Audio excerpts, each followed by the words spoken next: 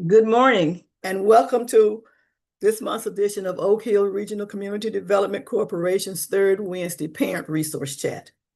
I'm Patina Campbell and I'm a Social Service Coordinator and a Navigator for Oak Hill Regional Community Development Corporation, which is the parent corporation of Healthy Kids Mississippi.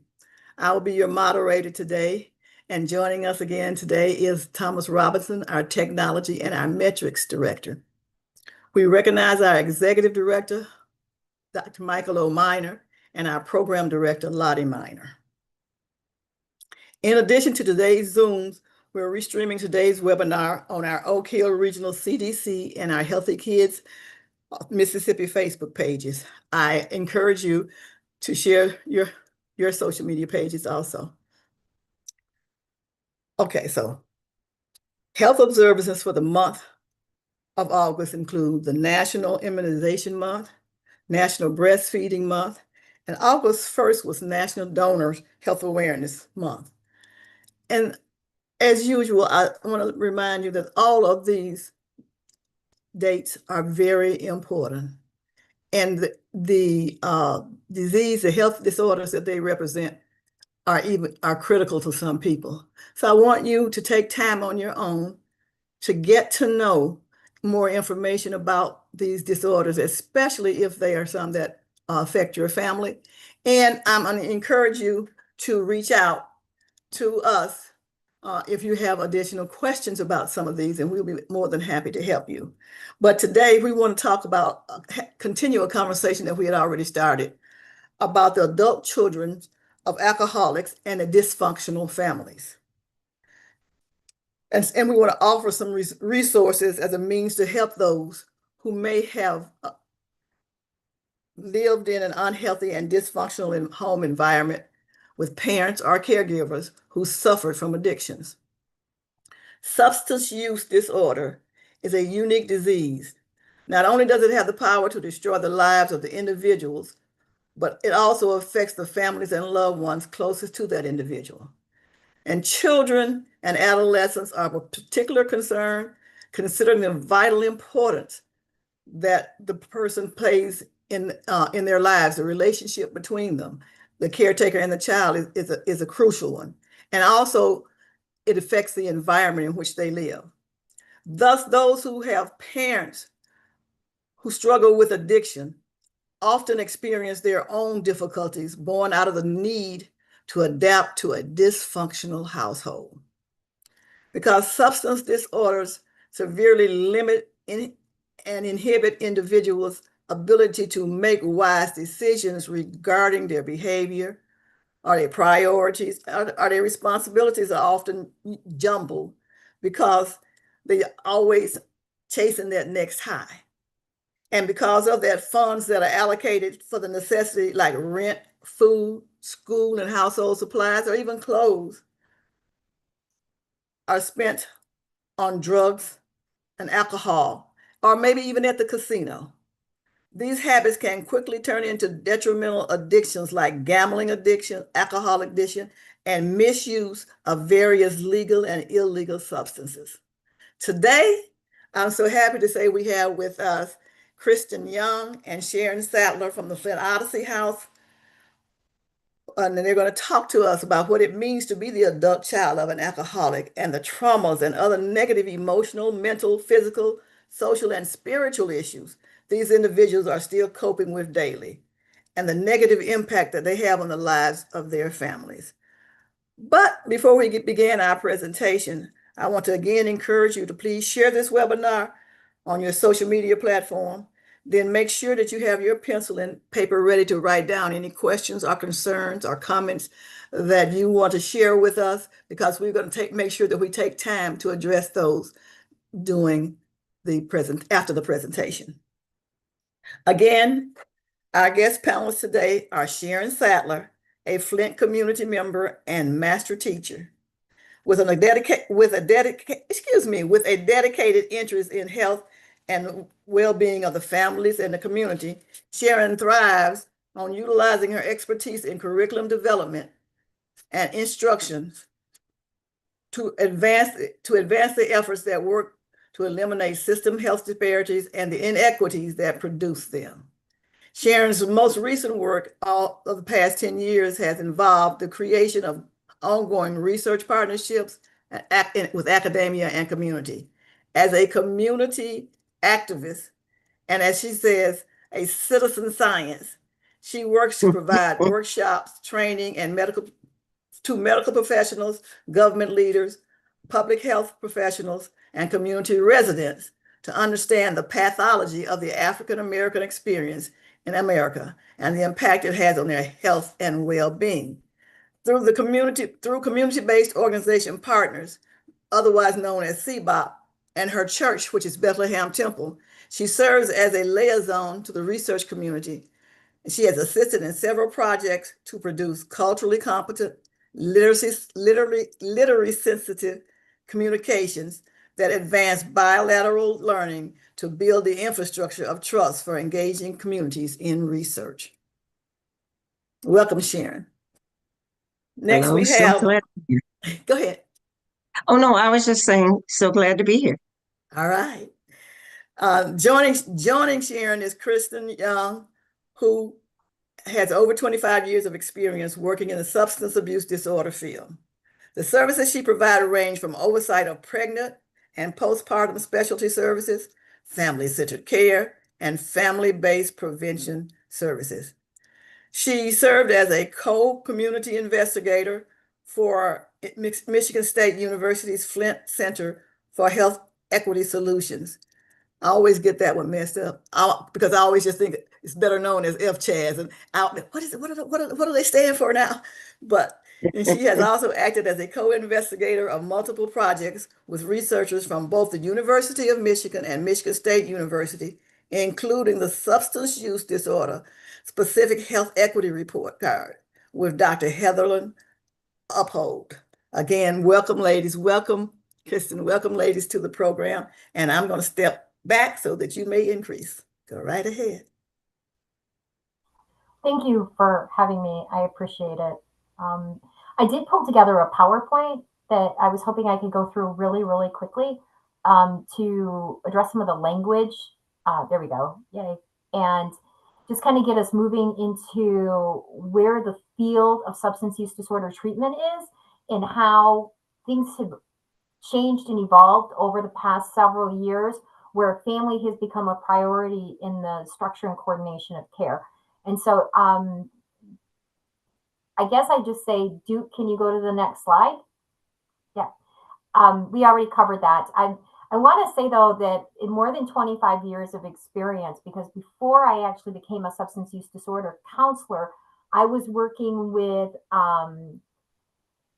youth in an adolescent behavioral health program, and then in a community program working with youth who were in a first offenders program. And I didn't realize it at the time, but I was actually doing family-based substance use disorder services, even though we didn't even have a language for it. But we did know that that was one of the things that we were addressing when we were working with the families and youth, even though back then we didn't talk about it. And that's one of the reasons why I think that I feel comfortable in this space, is because now we have a place to be able to talk about it, and more people are talking about it. So if you can move forward. Next slide. Okay. Two things I want to talk about is the emerging terminology. Moving away from the term addiction into what we call substance use disorder. I think this is important when we talk about population, that those baby boomers and Gen X even, we're getting a little older now, and much of the medication that we are prescribed for needs, you're addicted to. You cannot just cold turkey off of some of the medication that you're on, because you actually are addicted to it. And so we have a lot of prejudice and stigma around the word addiction, but it's not helpful. Where substance use disorder or substance misuse is more direct to the point than the word addiction, especially since there's a lot of negative connotations to it. Another one is that we've sort of embraced this term of patient-centered care. However, one of the things that we're talking about is having 2 or even 3 generational approaches to that care. Where instead of looking at one person with one problem, we're looking at an entire group of people that may have multiple problems because of the substance use disorder. And then another thing that you hear frequently a lot is ACEs, adverse childhood experiences. But I want to push out to the point that for every ACE, there's a PACE, right? And so we have protective and compensatory practices that offset the negative impact of the adverse childhood experience. And that can go back. And I tell people all the time, like, I'm so tired of being resilient. I really am. I'm just exhausted when it comes to resilient, because it makes it sound very passive, where I should be talking about, I have skills. I have a skill set that I learned growing up in the family that I grew up with, because I have those PACEs to offset the ACEs. So we can go to the next slide. And we're talking about use, misuse, and abuse. Use is when it's not creating harm. There's not a negative impact. You're taking it as prescribed. You're using it within the guidelines of, 6 ounces of glass of wine twice a day. So that's use. Misuse is when you're using it other than intended, maybe more than prescribed. There's consequences to your physiology, or there's a much better way to do that, to meet your needs than the substance that you're taking. And then abuse is when the substance is causing more harm than good, that it's starting to take advantage of you rather than you taking advantage of it. So if you can go to the next slide. Also, we're talking about the continuum of care. So as we talk about things, prevention and early intervention are one side, but we also talk about prevention along the continuum of care, because you have prevention sort of embedded in the idea of being able to do treatment at each of these levels. While the idea also is what we call tertiary prevention, which is the problem's already exemplified itself. What we're doing is we're preventing other negative consequences for happening with that, so that we're doing a harm reduction model. You can go to the next slide too. All right. Another thing that's happening in the field that everybody's sort of excited about is that ASAM, which is the American Society of Addiction Medicine, will be flipping the script coming like October 1st, January of this year, moving from the 3rd to the 4th edition, where there's major changes. Some of them are really good. It's just going to take some time to get people used to the ideas. Mainly around, we see sections 4, 5, and 6, talking about substance-related risks, which include risk to the family, recovery environment and interactions, which includes risk to the family, and person-centered considerations, which includes their role and their needs within their family. And that's language that really hasn't been pushed out a lot before in the addiction field. And I just did it again, right? Substance use disorder field, it takes a lot of practice to get used to changing the language. But in the field of substance use disorders, we really have focused that one individual, rather than being able to look at, we talk about person-centered, that person has many roles in the family, in their community, in their workforce. And so we need to look at the broader scope of that. And some of those roles can provide barriers. So we can go to the next slide. And I know I'm running through this because I want to have a conversation. I just wanted to make sure that we talked about some of these concepts, so when they come up in the conversation, everybody sort of gets where we're at. So when we talk about substance-related risk, we're talking about things like what happens within the family. A lot of it's conflict, arguing about what you're using and how you're using, arguing about how money was spent, arguing about where people were. Chaos and disorganization, having some inconsistent parenting. I can relate to this. My mother was bipolar. She tried to manage that naturally, which meant with alcohol and marijuana. I had like 4 different moms. There would be different people I came home from school to. And not really sure which one was going to be the one that was in the home when I got home. Disruption of family rituals, rules, boundaries, routines. These things can fall aside. And then also there's the potential for emotional, physical, and sexual abuse with substance-related risks. Next slide, please. All right. So some of the language that was being used earlier, Ms. Bettina mentioned adult children of alcoholic. And Claudia Black, back in the 1980s, really focused on the idea that there were some unique challenges and unique roles and unique things that were happening around the families that she was serving that had histories of alcoholism. Coming along sort of later than her, John Bradshaw, who was a pastor, and so did a lot of pastoral counseling, saw what he would consider a shame-based family system. And I thought that was a much better term, because what it talked about that not all the elephants in the living room were alcohol, right? That every kind of family, a lot of families had their own unique little elephant that was hanging out. And these are things that could be violence, abuse, and neglect, substance use problems, maybe mental health problems that we were covering and not talking about. Maybe somebody was separated from the family. But there were many things that were going on that we were kind of like hiding, keeping secrets about, and then pretending weren't happening. Sort of like gaslighting members of the family within themselves and being able to say, that's not really happening. You didn't really see that. That wasn't going on. And so what that was doing is that was bringing through some patterns that were coming through. We now call those ACEs. So those are now called adverse childhood experiences. Basically abuse and neglect witnessed or experienced, maybe having a family member who attempted or did die by suicide. But any kind of experience that undermines the sense of safety and stability, where you have household separations. One of the things that I don't think that's difficult for us in the substance use treatment field is that a parent leaving the home to go receive substance use disorder treatment is creating an ACE for their children, right?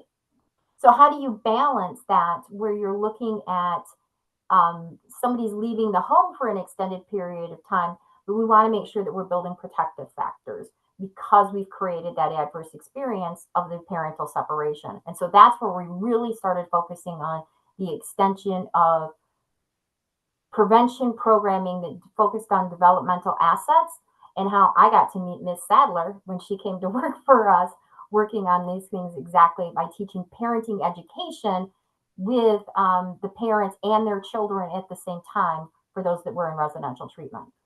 Can you go to the next slide, please? So I mentioned adverse childhood experiences. This is a pic that's widely found on the internet. It's really, really great one, because what it does is it explains how some of these things sort of like, or you see them, but where they're rooted in is actually community. And so that you have a lot of like poor housing quality, poverty, lack of opportunities. Some of these things are systemic, and they're the roots of the issues that are expressed out in the community, or some of the challenge our families are navigating some of these challenges. If you can go to the next slide. And I just want to point out, for like every risk, there's a protective factor in every different stage. And this is another one that's pretty easy to find. I found this on Creative Commons just by typing in protective factors or risks and protective factors. And there's 45 to 60 protective factors that are identified. I work mainly with 8 of them. I picked 8 for the organization because 65 was too much for me to kind of keep track of. But there are plenty of ways that we as community providers can, again, come up with some protective factors or compensatory experiences for youth who are struggling through these ACEs. And then the next slide, please. Some of these coming up into where we talk about some prevention messaging. Now, I'm old enough to remember the old ads on TV where this is your brain on drugs, and they have a frying egg. And you know, that kind of stuff doesn't work. And the reason I say that is because youth that are hardwired for risk-taking behavior actually find that challenging, like challenge on, right? So we want to move away from scared straight, or we want to move away from any kind of risk and just focus on, again, having primary prevention messaging that moves up. So I've got a picture here of an intervention that's called Above the Influence, which is talking about like, why am I above the influence of substance use disorder? Like, why have I got too much going on? Why not use drugs? And so those are the kind of messaging and the empowering that we want to do. Second is prevention skills training for parents, because we want to put parents in charge of being the family prevention specialist, right? We want to make them the ones that children go to be able to get the messaging and support. And then the other is that tertiary prevention, which is looking at alternatives of coping. Not that the danger or the risk, but also the alternative ways that we can cope and deal with what's going on instead of medicating it or trying to drown it out. And if you go to the next slide. Thank you. So I just wanted to really quickly go over some of that because I think some of the conversations that we were having build on this, and it sort of bridges the gap between what Ms. Sadler and I have been doing for, it's been a while now, over a decade.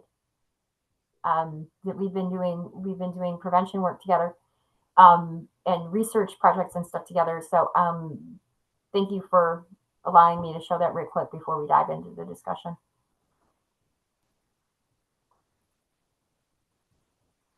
So, Ms. Campbell, are we going back to you or are we going No, to the next? you can go to you. Okay. Two things that really stuck out in my mind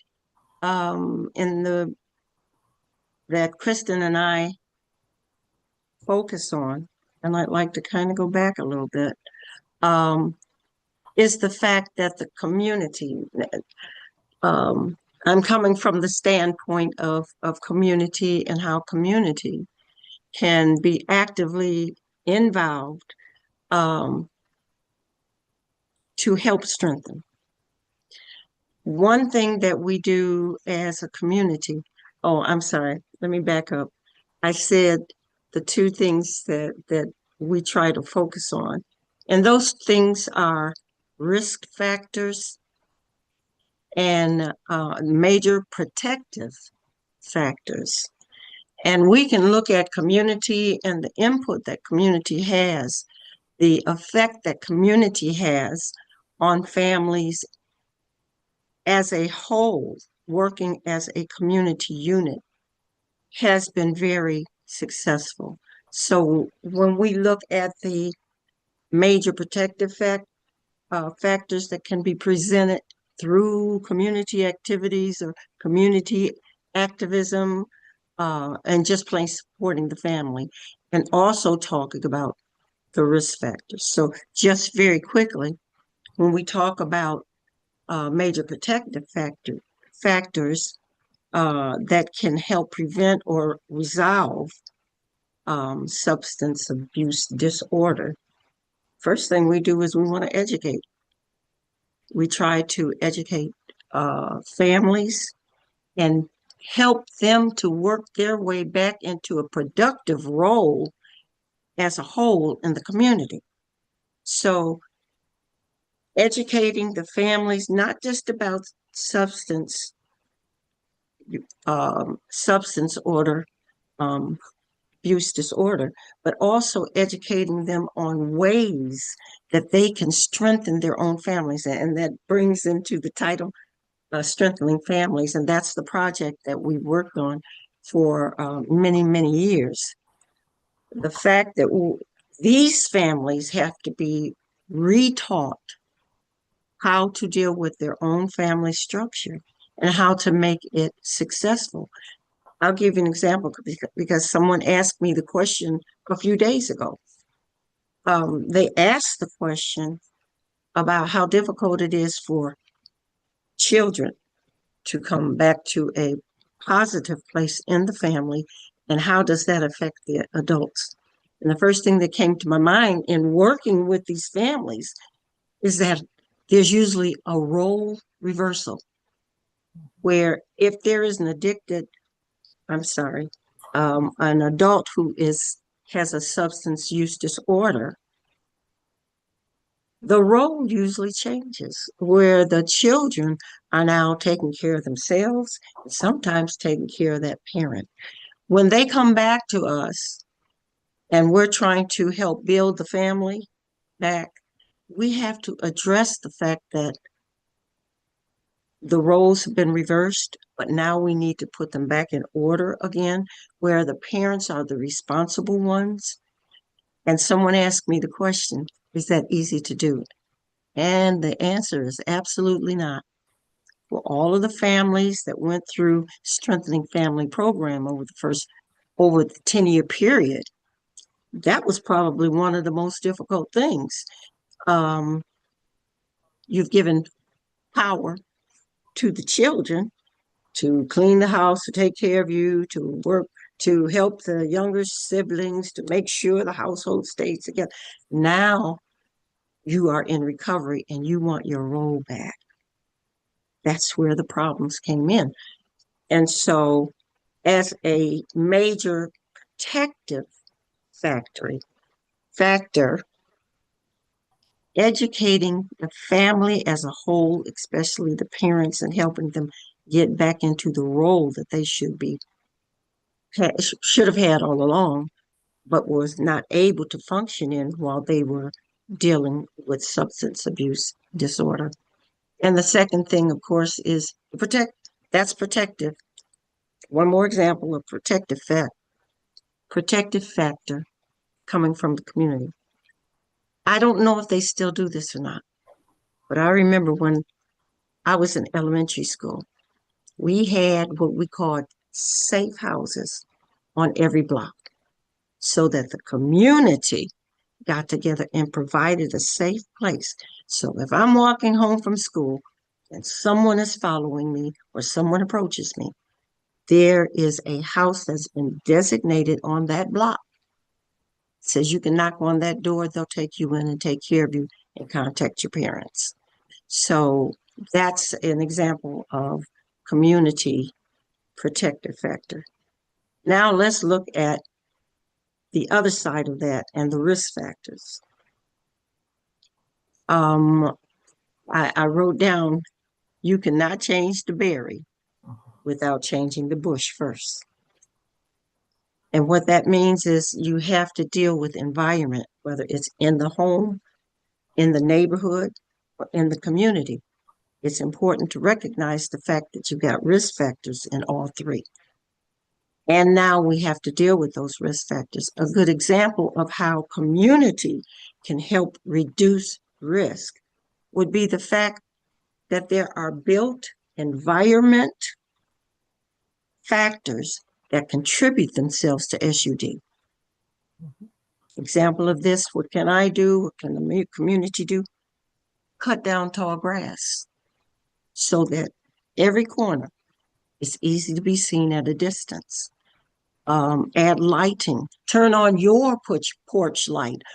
Although you're not worried about, someone coming directly to your house, turn on the porch light to light up the community. Another one is the programs that are provided by community that help provide for the things that are no longer being taught in school: social skills, communication skills, dealing with self-esteem. You don't see that in schools anymore. Those are the type of things that community can do.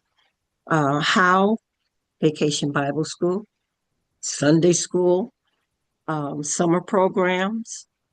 There's a lot of ways that community can provide major protective factors and then help reduce risk factors. Thank you. Back to you. Ms. Sandler, you mentioned a point that I think that here in Flint, we had a lot of controversy about and a lot of conversations about, and that was between the housing issues that happened in 2011 and then the water crisis. A lot of people just got up and left homes, right? And so there was a lot of blight. And there was no way for a child to walk even a couple of blocks to school without passing multiple vacated properties. Mm-hmm. And the conversations about who's going to fix these houses up, and the community was kind of like, tear them down. Mm-hmm. Nobody's got $300,000-$400,000 that takes to rehab that. It's going to take less money to start from scratch. Get the property out there, get the risk out of the neighborhood. And that was a really hard one because people were talking about housing and opportunities. And, we have to admit, and it's like, yeah, but it's the children are more important. Let's keep the neighborhood safe so that everybody can walk down a sidewalk without risk of what's in all of those abandoned houses. And that was a hard one to be able to have conversations about. Because again, we Mhm. want to look at the historical significance of some of the homes and some of these, and it's like, nobody got 1.2 million to get that back to its grandeur, but we do have children that are unsafe. And so those were Mhm. some hard conversations for the community to have and to really look at. Definitely. Definitely. Um, Okay, So go ahead. so I would like to hop in here. I have some questions I would like to ask you guys. So Absolutely. thank you so very much for all of the information you've shared thus far. It's been very important and very enlightening. And I wanted to, the first question I wanted to ask, I'm directing this at Kristen. In your work with your clients or families, have you found it easy um, to get them to identify the problems that they have come about in their lives as a result of the upbringing and offer solutions? Absolutely not. One of the things I think that's important to understand, and Miss Edler alluded to some of this, is that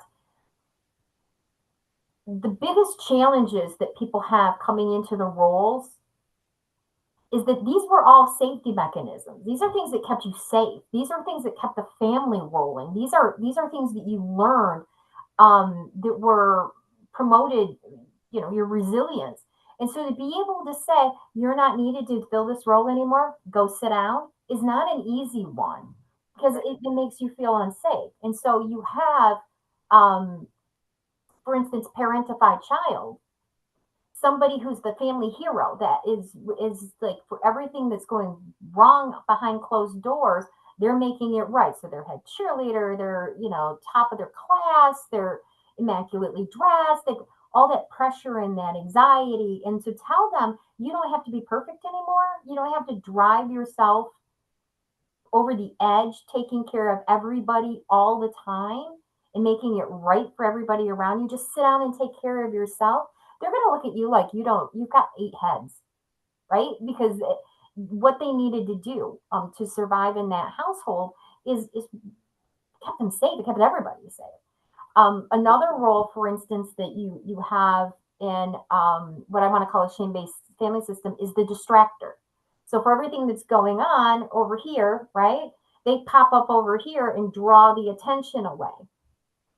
So now you've got a person who's, other than we want to talk about the class clown, but they're used to any time a situation gets too tense, they're over here making sure that they're drawing attention away from that. That's another one that's like, what's the problem? You got a sense of humor? I mean, this is my life. I'm living it. I find it very, very hard to understand that the way that those patterns are actually not helpful in general population. I guess you could say that it's impacting their relationships, it's impacting their work environments, it's impacting their friendships, impacting marriages because it kept them so safe before. And being able to just let go, I think is terrifying. Um, as an older sister, as the oldest, hero, yay. One of the scariest things I ever heard was my sister was in a very violent relationship. Her first husband was very violent. And I remember saying to her, like, how can you live that way? And she looked me straight in the face and said, Mom taught me how to take a punch. And it was Mm. just, right? And she had pride in that. And it, like, this conflict had just become so normalized. And I mean, I couldn't argue with her. I was like, well, you're right. But why do you have to take one? And so that was one of the things that, being able to step back and have enough sense of safety and feel that you have enough community support and feel that that risk is no longer something that you need to constantly be, um, I guess you could say, saving everybody from or protecting from, is hard. And humans aren't really good at self-reflection anyhow most of the time. So like we don't really like, we like to look at other people. We don't necessarily like to look at ourselves. But being able to take a step back and say, hey, maybe the stuff that kept me safe when I was a child is not helpful now that I'm in my 50s or 60s or 30s or any of that. So now I have to take a step back and look and see what can I let go of and what can I change and what can I relearn, because I may now be repeating patterns. Well, Thank you so much for that response. I want to ask another question that came up as a result of the answer to this question. How dangerous is it dangerous when you're working with an individual or a family to take away those coping mechanisms without having something in its place? I'll ask both of you to answer that.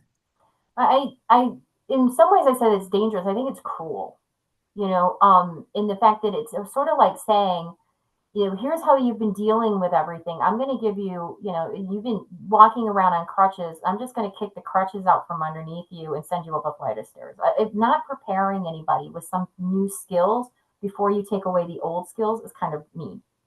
And so being able to embed those in any kind of intervention, I think is very, very important. And Ms. Sadler alluded to it as to a lot of times when you have people in recovery, it's like, I've been 30 days clean. I'm going to go home. Everybody's going to be great with my new changes. And now, even though you may have no coping skill or new coping skills, all the people around you don't.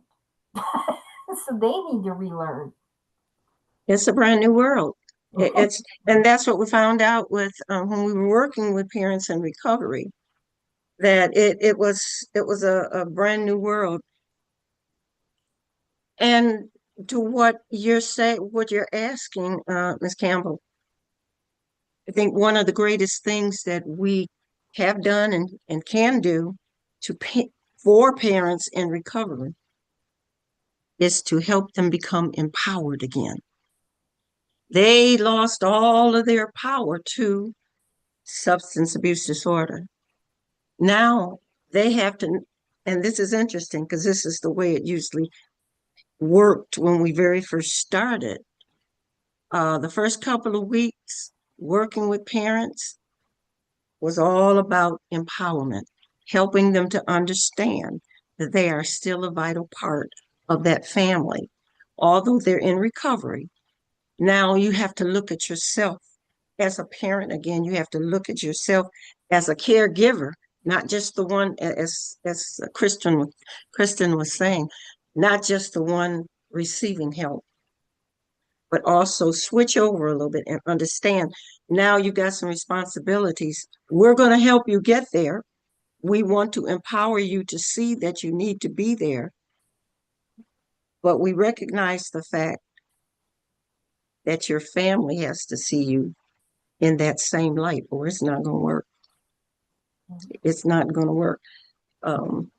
It's naive to think that a person can go back into an environment and they're all good and listen, all cleaned up and polished and brand new, but you go into the same situation that you came out of. There has to be a difference on the whole situation, which extends from family to neighborhood to community and then outward. And you bring up a really good point too that I think is almost natural. That it's one thing to be given trust, but when you have to re-earn trust, it's tricky. So you have to be able to, and it takes, like I have my equation sort of like, it takes time, it takes talking, and it takes testing. And one of the things that we see is that when you say, this is the new improved me, it's very common for your children and those around you to say, oh, really? So if I do this, you're not going to do this. And so that testing period will come in, and it's a rough one for parents. When you're trying to treat children in a different way, and we say, instead of, catch them being good, right? Or they're screaming to get your attention. They're not going to say, oh, mom learned new parenting skills. I should follow the worksheet. They're going to say, maybe she's deaf and I need to scream louder. And so they're going to up the ante on some of that, which does run the risk of, if you do, I guess you could say, go back to the old skill, you're likely to actually come out harder. And so when you talk about danger, right? And so when we're learning to how some new parenting skills, or we're learning some of the new behaviors, I mean, people will test you to see if you're real or if you're just faking it for whatever purpose. And I'm like, oh yeah, they're just doing this recovery thing because they're on probation. the real person is just waiting for me to offer this. And so it's difficult to. Okay, so now I'm a teacher or Head Start works with Head Start as a teacher, a social worker, whatever, and I'm seeing what are some of the things that I can look at that might help me to understand, hey, wait a minute, this child may be the child of an adult alcoholic child. Does that make sense what I'm asking? So you're How looking. does so what are some signs or some symptoms that might I can have on my little cheat sheet or maybe in my mind that says, if I'm observing these behaviors, these sets of behaviors, then it may mean that the child it has a history of substance misuse in their family. And in order to get to that, I need to ask some certain questions or do something to be able to help this family. Because the adult, and that's the adult child of an alcoholic, as you said, have used these methods of functioning for years, and maybe mom and daddy maybe got clean, maybe they're not, which would be grandmama and granddad. And so those behaviors are continuing. So how as a worker or do be able to help that family? Well, that was one thing that I taught for 34 years, and 20 of those years were to work directly with family members, going into the home and working directly with parents, um, dealing with children who had problems and issues. There was one little boy I'll never forget that started from one end of the hallway, laying against the locker, and rolled all the way down the hall. Now, we knew something was happening there. That's that was pretty obvious that that type of behavior sends up a red flag. But then there are others, children, who you look at and you just can't immediately identify.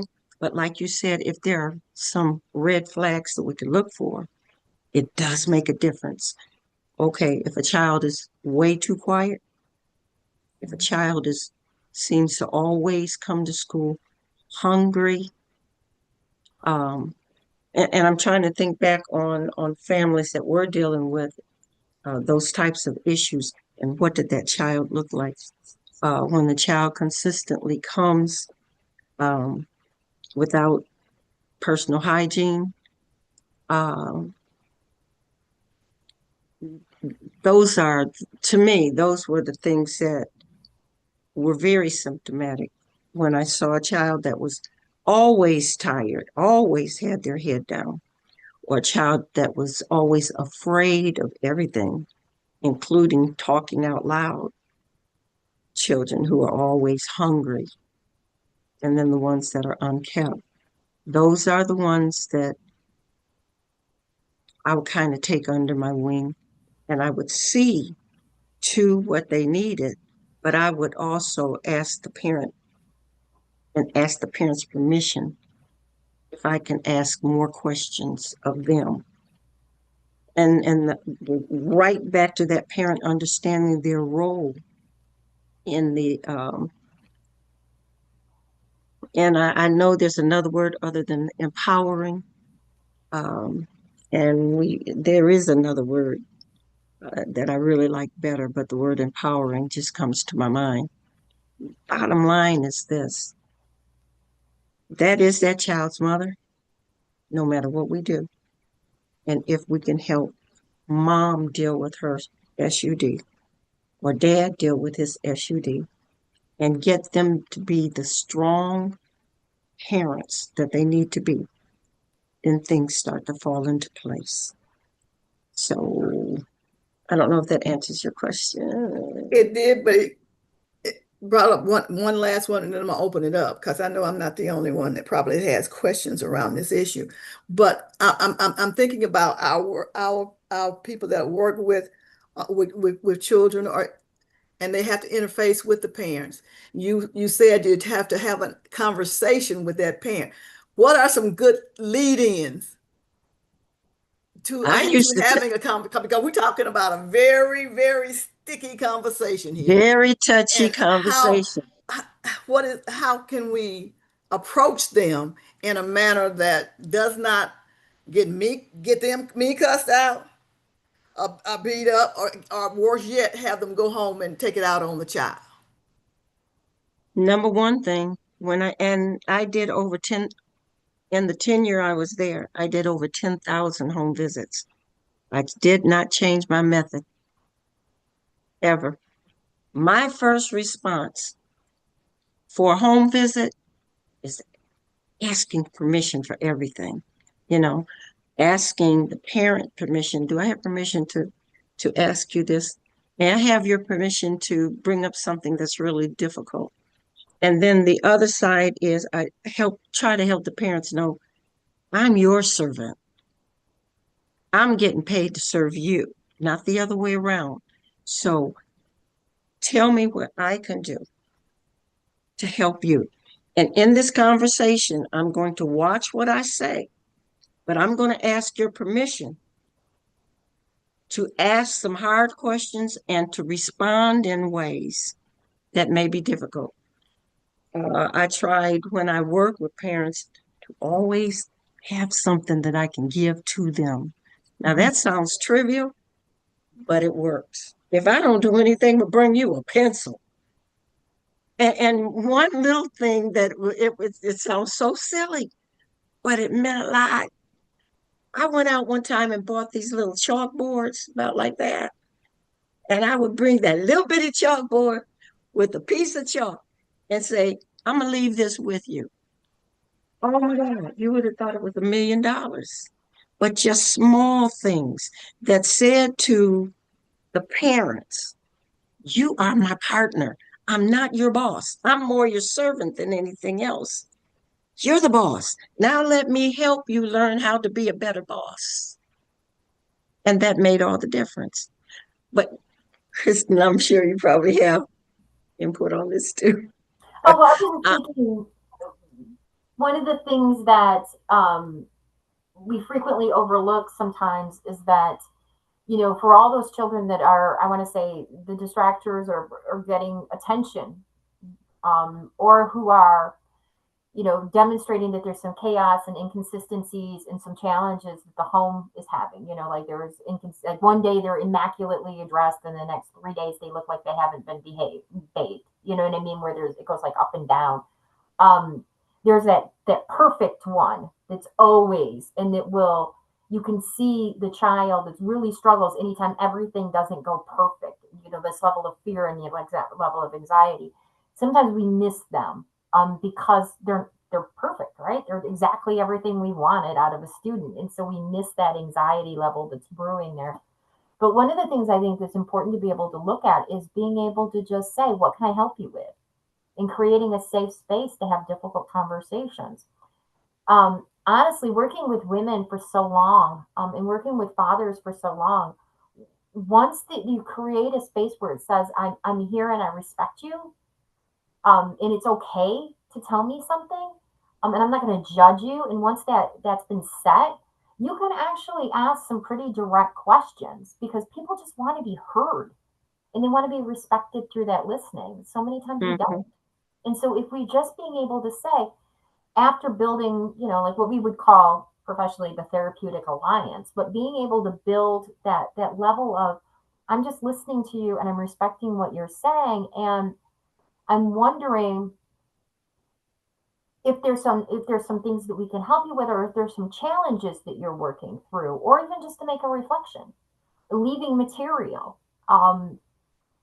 If I don't feel comfortable about talking about what are levels of safe use of alcohol, right? Um, Mhm. leave a flyer, leave a book, tape in a bag that's got candy in it, it's something to leave behind, so that they can reflect on that and come back and ask you about this and say, you know, um, I might be drinking more than I should, but I've been coping with a lot of this. I just don't know what else to do. Um, and it's not just substance use disorders. I mean, we have parents who it's a scary place for our kids out there. I mean, the amount of accessibility, you have, your children can actually call Grubhub and have drugs delivered to your house. I mean, it's unbelievable the accessibility that you have to things that are addictive and dangerous. And then we have all the not only talking about drugs and alcohol, but we also have the risks of online game playing for like sex trafficking and exploitation and all the other things that have. It's a very scary place for parents to be navigating, and to be able to talk to them about, are you being the best space you are, and are you being the best you can be so that you can keep your children safe, is always a good place to start. Well, thank you so very much. And I've taken up way more time than I thought that I would take up. So what I'm going to do is open up the Zoom and the other social media platforms for questions or concerns. If you are on Facebook or YouTube, please put your questions in the comment section, and Duke will read the questions for you. If you're on Zoom, you can also use the comment section, or you can open up your mic and ask your question.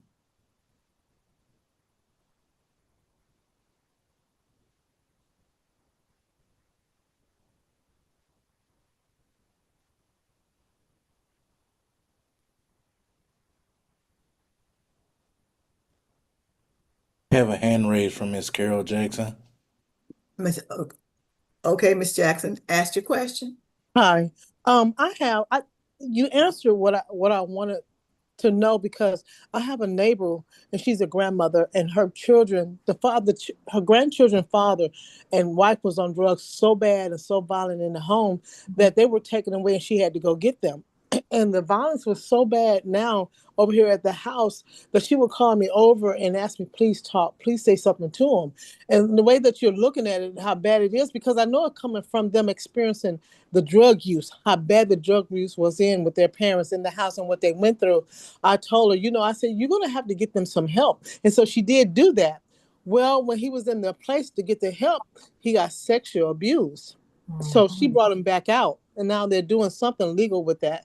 But but it's so bad that no matter what drugs that he's been put on, that it's getting worse and worse. So sometimes he goes out into this pond we have in the front, he get in the chair and he just flip for hours in the pond, in the chair, in the pond. Or he'll go out there and just stand for hours, and the police have to come and get him out. And it's like no medicines do him any good. The counselors, I don't know what's going on with them. And all the time, I'm kind of like put in the middle, because when I do talk to him, it helps to calm him down. I have no degree or no certificate for any of this like this. But it's somehow when I do go talk to him, then he's able, to calm down and talk.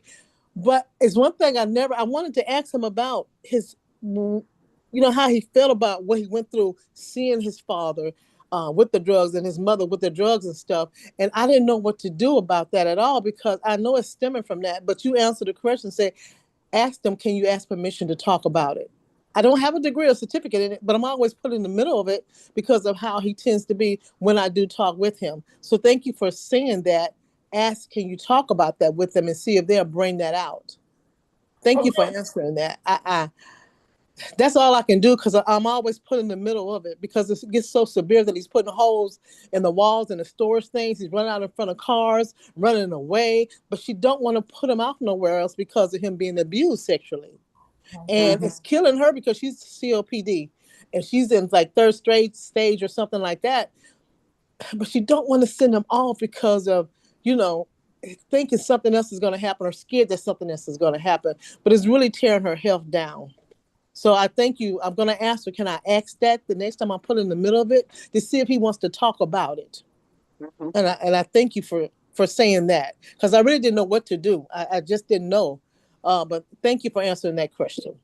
But you say it's all I can do, as if what you're doing isn't everything. Just being able to have one adult in your life that actually cares.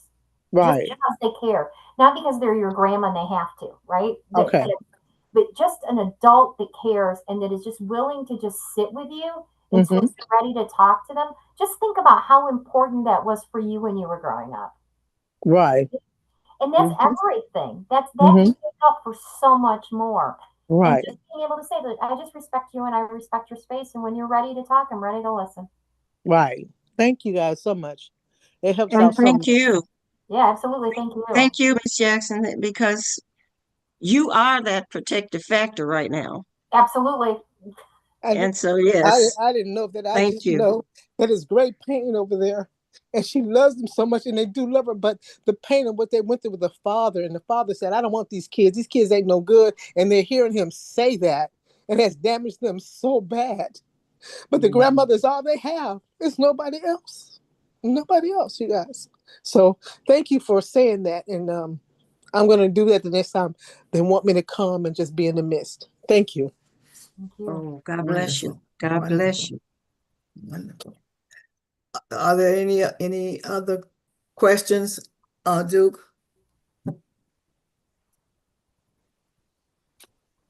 No, ma'am. There, I don't see any more questions. Okay, wonderful. Did one of you have any burning last comment that you wanted to make? Well, just grateful to be able to share, and especially grateful for Ms. Jackson's comments. It shows that community getting involved does work. So, and thank you, Ms. Campbell, for allowing us to do this. It was a pleasure. And I did want to point out that when we talk about protective factors, those are something that there's a lot of literature. There's a lot of charts, PDFs, and stuff you can pull off the internet that goes over what those protective factors are. So if you Google protective factors, you'll be able to get those. And some of these are things like reading for pleasure, um, having community service opportunities, being able to recognize that you're in a community that cares about you. You're very, I guess you could say, sort of simple things that you can do to Mhm. really engage and support youth. And so, by all means, Google Protective Factor, look for some of these PDFs and some of these charts and some of these print offs. I have one in the PowerPoint that just talks about, one caring adult that listens to you talk, right? Um, Parenting skills training, some of these. And some of these are things that you could really, as an individual, as a neighbor, as somebody that's a coworker, these are easy things to kind of provide and give supports and be able to have out there where you can help engage and help demonstrate that you support and care. And they're pretty low cost. I mean, and low lift kind of ways that you can start those conversations and build those supports, because the community has a lot more power, I think, than we take into our hands and direct. Thank you both Absolutely. thank you both so very much for being a part of our conversation today. And just Carol, thank you so much. And offline, let's talk, because I'm concerned that making sure that you're taking care of yourself as you go through this process with them. The other thing is, if at all possible, please see that they try to get him into some mental health counseling, because, and I think starting with the last issue first might be better for him, because that's the one that's most recent. So anyway, we'll talk about it offline. So let me give you some friendly reminders. Ask Mary and Pat Zoom webinar is at 6 p.m. August the 25th. And let's talk about real estate with Area Mays is at 11 a.m. Friday, August the 22nd. Finally, our next third Wednesday parent resource chat is on Wednesday, September the 20th. And our focus is going to be on national childhood obesity and HIV/AIDS and aging awareness. Yes, I said HIV/AIDS and aging awareness. Please be sure to join us and encourage your friends and families to listen, because you don't want to miss this important information. You may learn more about us at www.oakhillcdc.com and www.healthykidsmississippi. Once again, we acknowledge our Executive Director, Dr. Michael O. Minor, and our Program Director, Lottie Minor. This has been a production of the Oak Hill Regional Community Development Corporation, belonging, building, and bridging in Mid-South region and across the state of Mississippi. For those of you who are on Facebook and YouTube, I wish you a wonderful rest of the day. Remember, self-care is our key word for today. and take care of yourselves and continue to have a blessed day. For those who are on Zoom, if you want to stick around for another 5 or 10 minutes,